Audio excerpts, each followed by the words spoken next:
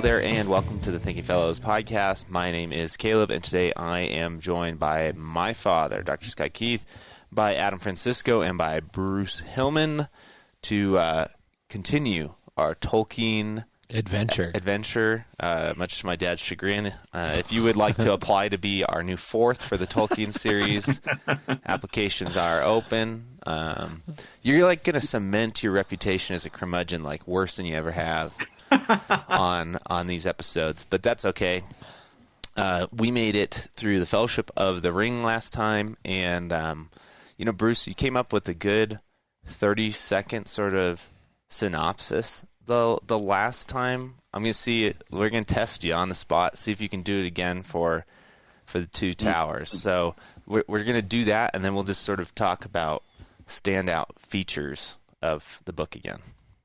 So I guess my 30 seconds on the cuff would be: the Fellowship is broken, and the different characters face various trials and temptations as they progress their way forward to their goal. Okay. I think it's a temptation book. I think a lot of it is, the middle book is a lot of it is the idea of temptation. Yeah. Okay. That's a good kickoff. I like the starting with broken is a good way to go because it helps outline the big sort of difference with this book, which is that it's two. Fellowship of the Ring is broken into book 1 and book 2, but this is truly sort of two different stories that get told at different times.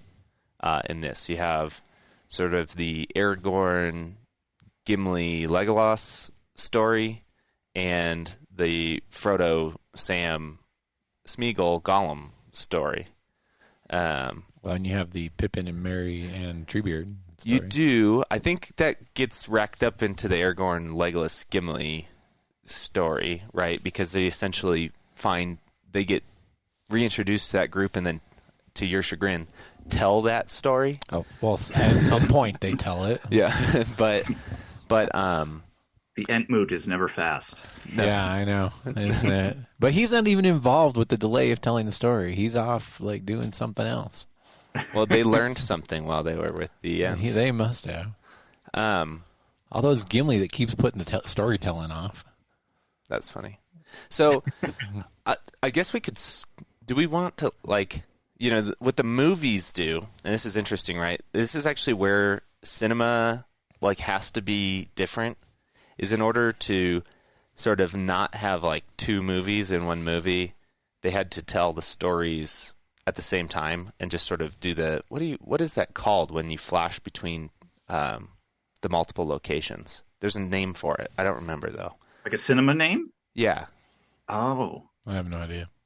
I was going to say juxtaposition, but that's not a cinema name. You're thinking of a cinema term. No, there's a cinema term for when you have your characters separated and you tell their stories sort of congruently. I don't remember what it is, but no, never mind. I'm not sophisticated enough to know the answer to that question. Oh gosh, I was just thinking about it. But in addition to the singing / storytelling, one of the most frustrating things about reading this was expecting it to be linear and reading kind of 2 or 3 separate stories that are actually going on at the same time, but trying to keep the timeline straight. And originally I was like, well, I should probably write this down and I'll plot it along the line. I was like, what the heck? I'm not in college. I'm not doing that. So that was about the same time that Scott's sending me texts. They're singing again. Oh my gosh. That is a musical theater or something. It sure is. Well, I think that every fellowship needs a bard. Don't you know this? This is the ancient way. A bard wouldn't make it long on my trip. Even brave Sir Robin in Monty Python had a bard. Everybody has a bard. Oh, yeah. A bard. But I think that, Adam, that difficulty of doing that, that would be work, is why the Two Towers is probably the most sort of inaccurate of the movies. It's not a bad movie, but it makes the most changes, and I think it has to do with it is hard to keep track of where are they at the same time, and it was hard to even do that on screen, and so they had to sort of change things or add things from the Return of the King into the movies in order to make everything sort of fit. so that there was shared screen time. But what I finally liked about this was that you get this idea that you sort of are starting to get in Fellowship, but is really important here that that's sort of exciting. I would maybe for you is that this is not just going to be the Frodo story. Like we now have the story of the King of Gondor forming, right? And sort of the Age of Man coming in, and it makes this book makes elves much less important, sort of like characters that are leaving Middle Earth, and that this final battle over sort of darkness in Middle Earth is going to be handled by men, and the formation of those characters, maybe by temptation, Bruce, is sort of really starting to happen. Like I think that's the foundation of the first half of the book, right? Yeah, I actually think one of the important characters, he's not one of the main characters, but I think one of the most important characters in this book for understanding the book, well, it's kind of shared role, I guess, just to take it back, is both Smeagol Gollum as one character, and I think Grima Wormtongue is also an incredibly important character for the what's going on in the story.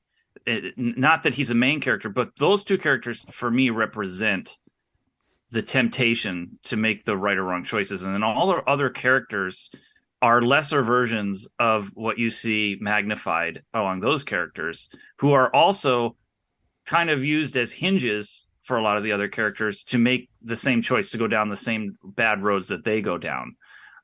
So each story each of the sub-stories seems to have like a tempter who has failed and is, in a sense, drawing them to make the wrong choice as well. I do think it's interesting also that I think we get finally a better picture of sort of what is evil or the temptation of Sauron and what power actually sort of equal here, which is not what you expect, right? So sort of in the Fellowship, it's this looming Dark Lord who is going to take over Middle Earth, but why that's bad is sort of left to the readers just understanding that there is a distinction between good people and evil people. Here, Tolkien's kind of, for him, on the nose about the industrialization of Middle Earth. Yeah. Like, it is, what Sauron's going to bring is efficient war, big-scale wars. He's going to bring technology. Like, Saruman essentially invents gunpowder in this book, and right? iron wheels and cogs and things like that. Yeah. Super soldiers. Yeah, like stormtroopers and Tolkien's. Mechanical ways of storming holds, and so you can just which you get represented in the movies by the sort of mechanisms they show, but it's never really talked about, where it's brought up in the story several times. And is actually especially in relation to what Saruman's done with Isengard. Yeah, Isengard is like the center of industrialization, and he's, Saruman is sort of hoping to achieve. I heard that Tolkien considered him sort of a gray character, actually, throughout the whole thing, even while this is happening, in the sense that he wasn't actually under the direct control of Sauron. His at least initial proposition to Gandalf back in Fellowship shared power is to get all the wizards together, to industrialize, to use the One Ring to defeat Sauron, and sort of then to use this power. Like, look at the power that he's been able to achieve. What if we were the ones to wield it? And you still sort of, I guess you could see that in the sense of, like, if you're Tolkien and you're talking about the world wars, one of the problems is not only did the bad guy industrialize, but like London, his Great Britain, also industrializes rapidly to wield that same power against the rest of the world. And so I guess you're sort of like, he's living in a world where gray agents are constantly wielding power and industrializing and expanding. Well, I think it's clear that he's got a certain romanticism about the past and doesn't really like the industrialization of his own world, because anytime the idea of sort of technology, industrialization, or anything like, any type of improvement that would come by sort of mechanical innovation is spoken of very negatively in the book and used only negatively. I think for him, industrialization, I think you're right, Scott, in that like he's definitely romantic. I mean, the guy is really the one who translated Beowulf first into modern English and wrote the essay that still is largely influential in making that poem such an important part of English history. So he's definitely romantic. I think that while he is criticizing industrialization, I think there's a connection to the trench warfare that he and Lewis experienced in the World War. I mean, the Uruk-hai come from the earth, right? They're bred, but they're down in those pits, and the forest is being destroyed. So in World War One, they're building miles and miles and miles and miles of trenches, and they're ripping up ancient farms and homesteads and trees. Right. And for what? Now there's a World War Two. Like, what did it do? So I think there is actually a subtle but profound critique that industrialization is also connected to war in some way. I don't know that he knows entirely when he's writing it what that is, but he just senses that this drive for profit, this drive for efficiency, this drive for, consolidating everything and getting rid of poetry and getting rid of art and getting rid of the old ways is going to make everything better. It's the modern progress idea. And I think he's pushing back against that idea of modern progress. And he's saying, well, what is modern progress going to do for us? It destroys everything. Yeah, scale is sort of like the enemy, right? Because when you are doing things at scale, the beautiful sort of just goes away. It is interesting to live in a world that's sort of trying to, like, we saw sort of maybe like the one good contribution of like millennial postmodernism is going for sort of this, craft quality in things again in the midst, while also using like scaled things like their iPhone and their MacBook to make that happen, right? But like the resurgence of craft food and cocktails and maybe bespoke furniture and fair trade coffee. And I want to know where my stuff was made and how it got to me. The organic food that I spend money on every day. All of that, sort of no GMOs has come back because I think on the whole, people tended to agree with Tolkien that like while scale maybe does have some initial benefits, like if all you're doing is scale, the quality of life goes down, even though you can sort of have everything, which is very interesting. So I mean, maybe one of the temptations is this temptation to give in to this modern mindset of progress and industrialization. I mean, I think it's very hard to not see in the whole story of the Lord of the Rings, but particularly in Two Towers, Scott likes metaphors, the metaphor of addiction. I mean, the power of an addiction over something, absolute power corrupting. Look at Gollum. He wants this ring more than anything. Frodo will eventually give in, to the temptation. And what happens when you're addicted to something? Like there's this time in Two Towers where Gollum has this Smeagol side of him. And we wonder, I mean, we know how the story ends, but when you're reading it for the first time, you wonder, like, will he be redeemed? Will Frodo and like, will he come around? And there's times like where you think that's going to happen.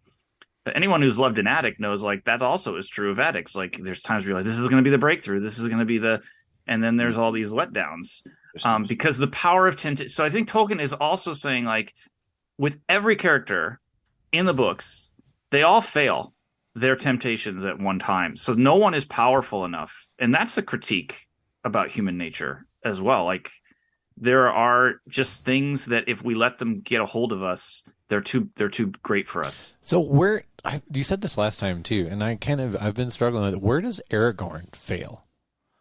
The only failure I see in Aragorn is sort of, it's a failure of humility. He should already be king of Gondor. His failure is sort of in the past, right? Like this whole thing should already be unwillingness to step up to his true calling and roam around the earth as a ranger. That's his failure. I think his failure is his failure to do his duty, Yeah. Okay. which of course is a big British idea as well. But it's a failure of obedience. His insecurity is keeping him from claiming what his duty is, and we're sympathetic to him not doing his duty. We can empathize with it, but at the end of the day, his sin is, in a sense, like It's a vocational. pride. It's a It's vocational pride. sin. Yeah. I'm not good enough. It's actually, Scott, it's interesting. I had to look this up, and I did. There was a quote by Tolkien about how he had. Let me see if I can find this quick. All of the different characters that he wrote, he alluded to that they represented, all the main characters in the books represented one of the 7 deadly sins. And I have a quote here from Tolkien's letter. It says, quote, "The encouragement of good morals in this real world by the ancient device of exemplifying them in unfamiliar embodiments, that may tend to bring them home to people." And then there is a scholar whose name I can't remember. I think it's Clark, but he writes, "Dwarves exemplify greed, men pride, elves envy, ents sloth, hobbits gluttony, orcs anger, and wormtongue is lechery." So these characters all have these different temptations, but they also each represent one of the 7 deadly sins in ancient medieval world. Did he do that? So a lot of the things that I've, especially now my study with Peter Kreeft, is that you sort of, what Kreeft points out is that when Tolkien was asked about a lot of this stuff, like somebody would say, "Hey, look, these 7 characters represent the 7 deadly sins." Tolkien would kind of go, yeah, they do. More like it just came out of the fact that he is just such a sort of tried and true Roman Catholic that it was written that way rather than an intentional, okay, I'm going to make, men this, I'm going to make dwarves this, I'm going to make... He just wrote these characters and these races, and they sort of turned out to represent these things, but that's just sort of part of him being such a Roman Catholic and probably medievalist too, that, it just came out of him.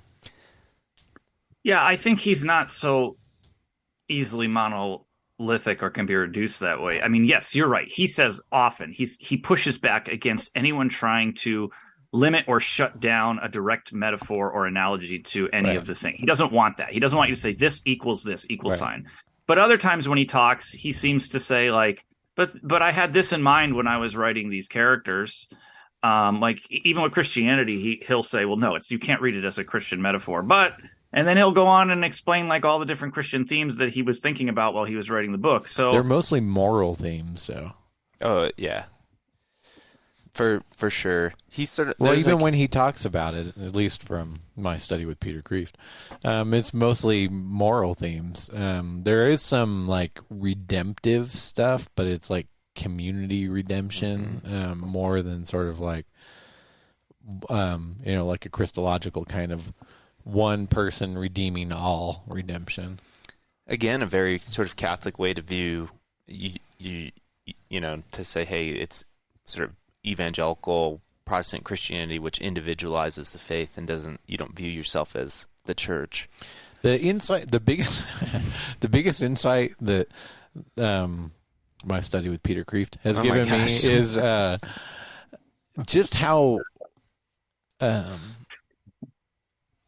if from their perspective, I'm not going to say that I think their perspective is right, but from the Roman Catholic perspective, how frustrating Protestantism is. Because they can't go around. That's what you took from Peter Kreeft. Yeah, I know. They can't go around and go, well, this isn't Christian.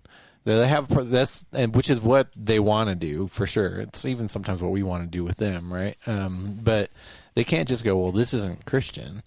But it's just so frustrating that it's not falling sort of, according to the sort of romanticism of the whole movement, just not falling in line with the ancient histories and with the ancient sort of protocols and with the ancient sort of understandings that they think they have sort of the monopoly on.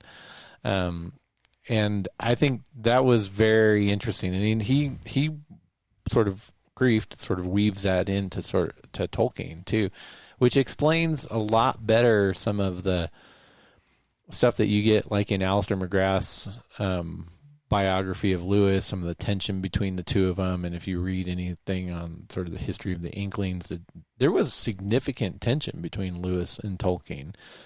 And it also, it solidified my view even more of when people say, well, if he'd have lived longer or this or that, or Lewis would have become Roman Catholic. And I'm like, I actually don't think so. I don't think so. So when Lewis first read Lord of the Rings, I don't know if he published or this was from one of his letters. I think he published this in the paper as a review. But the phrase that he used in that was that this book is like lightning from a clear sky. And I've always remembered that as a helpful way to put it, because you don't get lightning from a clear sky very often.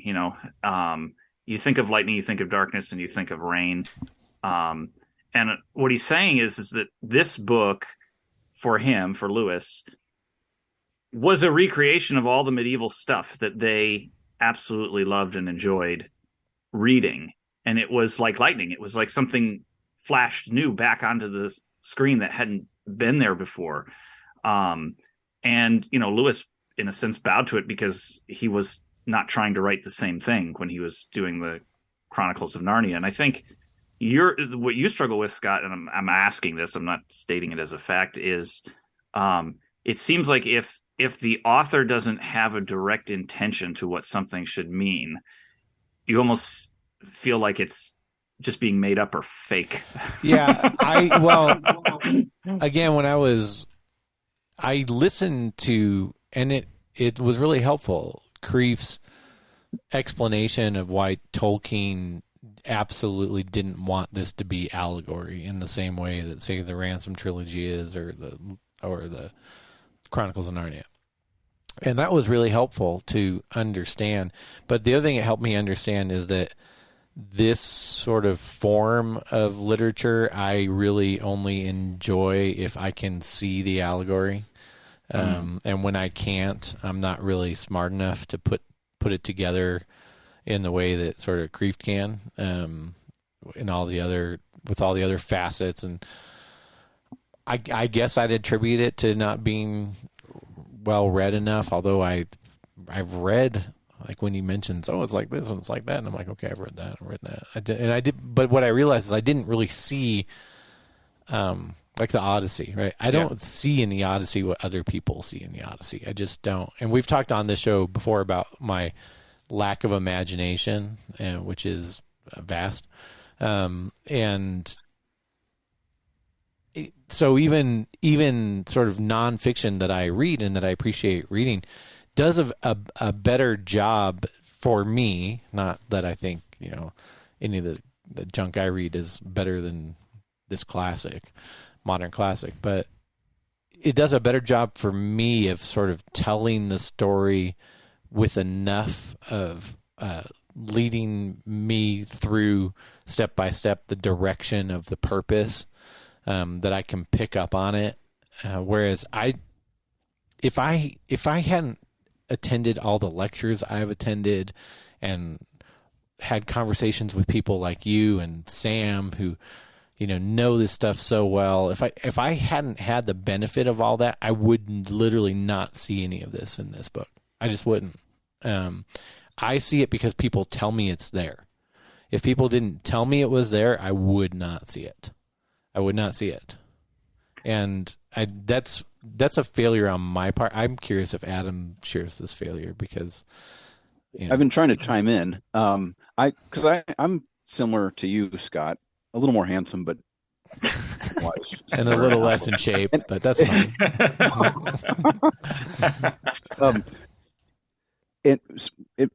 I kind of wonder if some of it has to do with, because I remember loving this stuff as a young person, and then I'm wondering if part of it has to do with not necessarily our worldview, but sort of our background in analytic philosophy. I know that's a weird question or a way of putting it, but I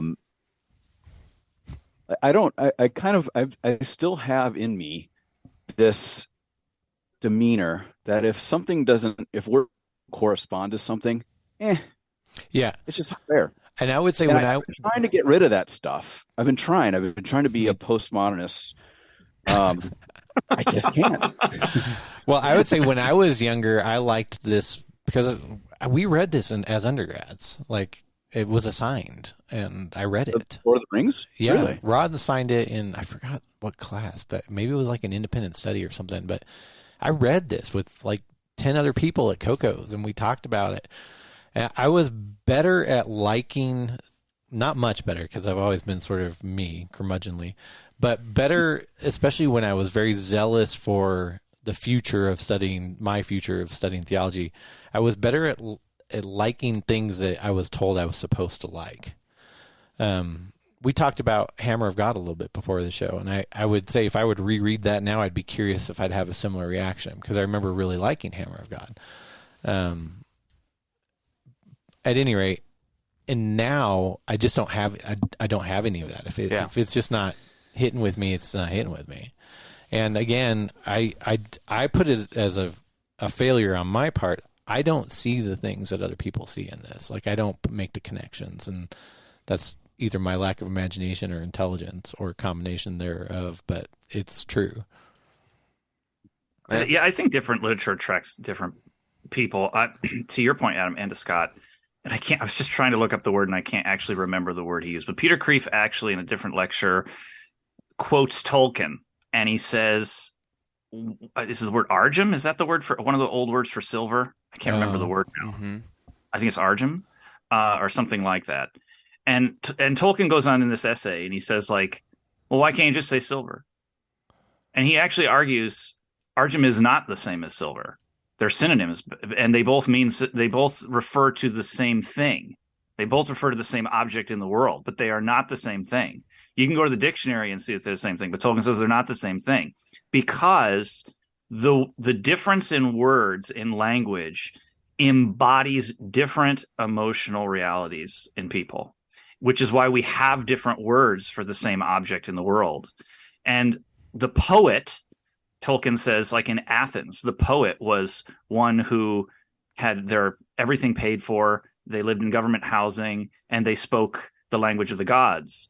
The reason for that, Tolkien says, is because they could communicate in a way that wasn't just giving you the thing itself, but was giving you the thing itself in an embodied way for that moment. Stephen Fry, I don't know if you guys know Stephen Fry, the atheist and Yes. kind of British actor. Yeah. Oh, yeah. He has a little video. I really love it. It's like 2 minutes long. And it's just called On Language. If you look up Stephen Fry in language, and he just talks about the joys of language. And in this one part of the phrase, he says, do you ever bubble and froth and cream with language? Do you ever enjoy a word just for the sound sex of it? And now that's really. a profound, a profane way of putting it. But it's also an interesting way of combining words to form a picture.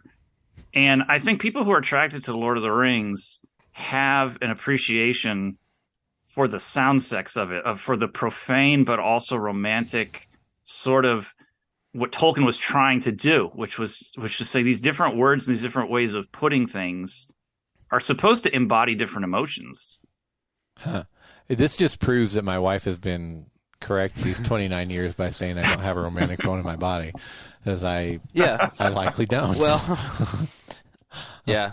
I mean, if you're just looking for history, it would be sort of difficult. I do think there's something that emotional aspect is interesting for me, right? Because I sort of notably was one of the outsiders when we did Fellowship of the Ring of not finding Frodo contemptible yet, and now I do, right?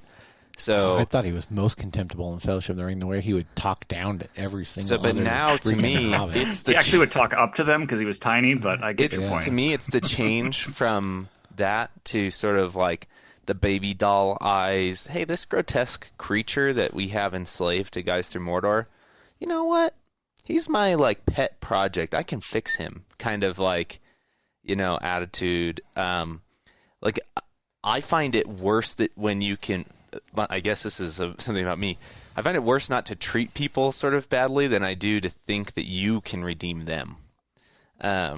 Sort of. But don't you think Frodo has to think that because he knows that's where he's like Yeah, he will be the that? ring So is it's a little doing bit that of to him, right? yeah. I do think there's a bit of an inconsistency here, though, where we talk about the weight of the ring on Bilbo in the Fellowship of the Fellowship, right? But this has taken what 80, close to 68 or 80 years of Bilbo's life having the ring in his possession, using it kind of semi-regularly for everything from his adventures with the dwarves to other unnamed adventures that he went on afterwards to things like pranks. He's using the ring. And he lives an unnaturally long life because of it, and he's beginning to feel hollow. But for Frodo, it's like in the matter It's of a instant. couple of years, Yeah. the temptation to just Is it even a couple walk years? into Mordor and give Sauron the ring is like, yeah, he's had the ring for. Oh 10 yes. plus- He's You had know, it. you know, Tolkien He's gave had an it answer for to 20 this. years. I did not know that. Yeah. Right? Yeah, his answer was The Hobbit did so well that the publishers asked for a sequel. Yeah. Right. Like he knows the inconsistency. He totally understood the inconsistency of the ring there, but that he needed something to build the Yeah. sequel off of, and he was like, Bilbo has a ring. Right. No, I get that, and it's like, what's the story? The ring of, the older story where there's a ring that makes you invisible. Ring of Gamgee or something. The myth of Gyges. Gyges. Ring of Gyges. Sorry. Yeah, right. yeah. Has very similar properties. Right. And so there's obviously some inspiration here. I think it's interesting. In the formation, just the way I see the character Frodo as like, I'm going to become Gollum on my way to Mordor, versus Bilbo, who's had it a long time, versus even Gollum, who had it for 300 something years. The power, and again, I guess there's other things that could be doing this, right? Like the Fellowship ultimately breaks because even when the rest of the Fellowship does not possess the ring, they cannot withstand its power. Like Frodo and Sam have to leave because of the temptation of the men, and particularly of that, and what that's doing to the entire group is everybody sort of desiring the ring at some level. And so there is something where I guess the active motion of Sauron in the world is making the ring more powerful, you could say, and that like it's affecting Frodo more because Sauron's on the move, right? His armies are on the move. His power, And he can really, really sense the ring. he's now. calling the ring back to him. The ring is a part of him in a way that none of that was happening while Bilbo possessed it. or at least it was starting to happen when he's Yeah. handing it over. That's why the Nazgul are out and about, right? Yeah, exactly. So you definitely have some of that.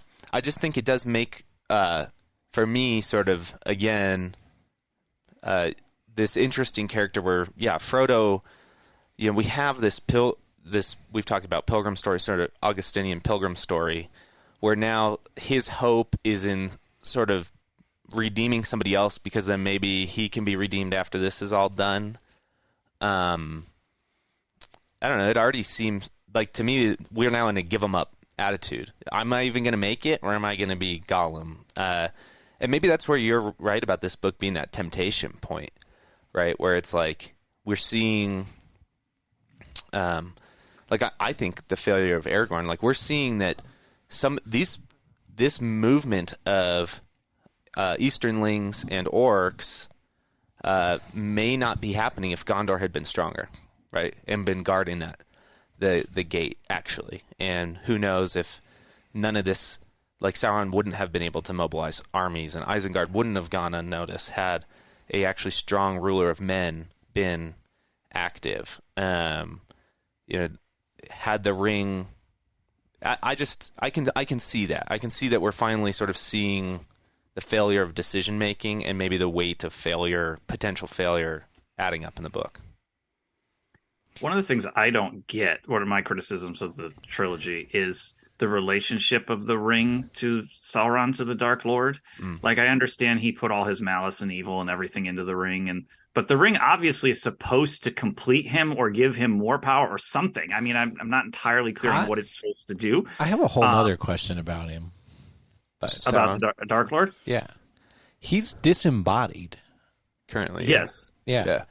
And it's never clear that the possession of the ring is going to re-embody him and make him like real dangerous again. Not at least to me.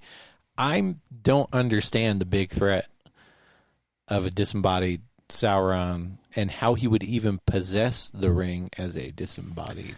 You have to get past, and actually this is important about the Two Towers. You actually have to get past just the armies of orcs, because I think one of the things the movies sort of unfortunately did was make Sauron's army and force just the orcs. No, his plan. There's men in it. They ride those giant elephants. There are, yeah. They have Easternlings in it, but they're like very minor bit.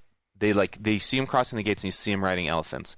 But at the end of the day, in Two Towers, the real danger against Rohan is that these Eastern people, and Rohan's sort of on this Eastern front of not the Mordor side of things, are going to take over. They're industrializing. They're sort of the future. They're going to sweep Middle Earth, similar to Isengard, but with Sauron's power. So the orcs are a vessel to bring in an age of men and war across Middle Earth, in a sense that, like, I don't think we get in the films that, like, really the goal is Sauron's going to rule men over Middle Earth. He wants the age of men to come, but he wants the age of men to come under his influence, which is why he distributes rings to the seven kings of men. And so he's actually not trying to end world history and just burn it all down. He is just looking for an age where the elves go back, where dwarves are sort of dying in their caves from their greed, and they're not repopulating. And men take over Middle Earth completely under his influence because men are so easy to influence. I mean, he's satanic. Obviously, he's satanic. Yeah. And even like the Scourging of the Shire, which is in the next book, but to just do some foreshadowing, which is the scene, where Sauron and Saruman and Grima Wormtongue, unlike the films, they don't die at the tower in the books. Go and kind of take revenge on the Shire. But the reason they're able to do that is that Saruman had been sending men into the Shire in the books for a long time to pre-corrupt them. So I think the Dark Lord doesn't need to be embodied because he's a corrupting influence. That's So why does he want the ring? I think too embodied, because probably. he can be embodied, I think, and he can. So here's what I think of that, and this could be wrong. It's a bastardized incarnation. So here's what I've always found interesting about the book. Why do they have to bring the ring back to Mount Doom? Well, they tell you, right? It has to be destroyed. But when you think about it, that's counterintuitive to how most people would write a story. Like, here's this part of him. You would want to destroy it somewhere Not else. near You'd want him. to find any other way, or you'd want to hide it with Tom Bombadil or something. Like, you'd want to find some. You don't want to bring it closer to him. But in a sense, that's what the incarnation does, right? Like, Christ has to come closer to sin. He has to come into the mountain. He has to come where we are. He has to become one of us. He has to make this pilgrimage. Again, picking up on that Catholic theme of pilgrimage. But it works in reverse for the Dark Lord because he wants to be embodied too. And he has this, he wants to take on evil form. But it's a bastardized incarnation. So, who will be the one who will ultimately rule this Middle Earth? That's, I think, the question that's Right. at stake. And I think we could also see the taste of what the ring does to just men in its proximity, right, during the journey, or even hobbits who half men. Like, what's it do to them in its proximity? Now, like, let's just say the power when it's in his possession to project that. That temptation of we will rule the world. Sauron actually just starts promising, sort of like the devil making false promises.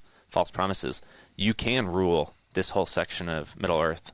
You can, and if the ring tends to make people believe that all the time and think they can use it to gain, Yeah, it tends to make sense, and it does then become really important that men, as a race, are just corruptible towards power, right? That theme really like becomes more and more important to the idea that Sauron can do anything. He does it somewhat through means, right, to get this done.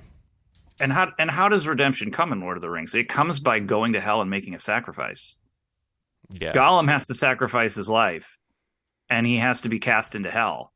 And he who knew no sin became sin for us. It's that image. You take the most grotesque character in the book, and you sacrifice him in hell, and that's how the redemption and the defeat of evil takes place. But he doesn't look comely. I mean, Gollum is not a comely character. He's obviously not a purely Christ character, but you can see the story of Christ there. I can now because he said it. Yeah. To my point. I've never heard anybody use the word comely in normal conversation. Well, I'm using heraldic speech now, which is the speech that Tolkien and Lewis liked. Good thing you're on Zoom, otherwise we'd be strangling you. All right, what do we think? I mean, I think we can wrap up. I do like leaving with this idea of this was sort of built up as the temptation one, but also I think you finally do sort of get the moments where they overcome that, right? Like ultimately, Sam and Frodo do make it into Mordor, so they make it all into the east, and Aragorn. I would guess like with the defending of Helm's Deep, now. Which unfortunate that we didn't get to talk about how the Ents really win that battle, but that's like the biggest cutout in the movie, by the way. Yeah, like the sure. fact that battle is won because Ents form a fake forest. Yeah, Gandalf and like scares everybody into running back into this fake forest. They think they're retreating into trees, and then they all just are killed by Ents. That's pretty awesome. Yeah. I can't believe it didn't make the cut. But, also very, like, compared to how long they talk about whether or not they're going to tell a story, very short. Yeah. Mm-hmm. Like, the actual battle scene in the book was like, oh, wow.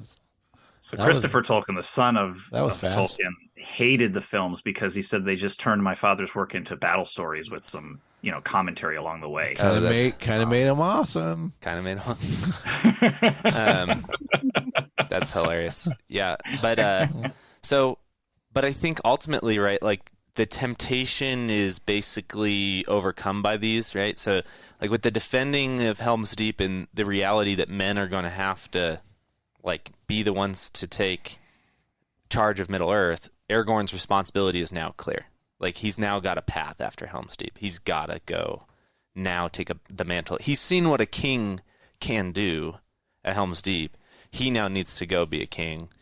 And with Frodo, like, the hardest, in theory, like the part of the journey that seemed impossible from the Shire, getting to Mordor. One does not simply walk into Mordor, right?